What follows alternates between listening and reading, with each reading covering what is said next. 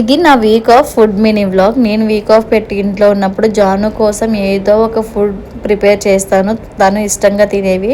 జాను ఎక్కువ స్వీట్స్ ఇష్టంగా తింటుంది, అట్లా అని చెప్పి బయట స్వీట్స్ ఏమి కొనాను. నేను ఇంట్లోనే బెల్లంతో ఏదో ఒక స్వీట్ రెసిపీ చేసి పెడతా, అప్పుడు జాను కూడా ఇంకా ఇష్టంగా తింటుంది అనమాట. ఈ రెసిపీ కావాలి అని అంటే కామెంట్ చేయండి, వీడియో అప్లోడ్ చేస్తాను. మీరు కామెంట్ చేసిన అప్లోడ్ చేస్తా, చేయకపోయినా అప్లోడ్ చేస్తా, అది తర్వాత విషయం అనుకోండి.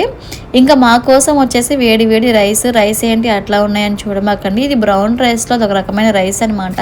వీటిని ఏమైతే మర్చిపోయానో తెలీదు, గుర్తులేదు, నన్ను అడగమాకండి. ఇంతకు మించి ఇంకా ఏమీ చెప్పలేను నేను. ఇంకా మా కోసం వచ్చేసి చికెన్ గ్రేవీ కర్రీ ప్రిపేర్ చేస్తాను. ఇంట్లో ఉన్నప్పుడు ఎక్కువ ఫ్రై కన్నా కూడా చికెన్ గ్రేవీ కర్రీలు ఎక్కువ ఉండేలా చూసుకుంటాను నేను. ఎందుకంటే నైట్ టైం రైస్ కన్నా కూడా చికెన్ గ్రేవీ కర్రీ టిఫిన్స్లోకి చాలా బాగుంటుంది.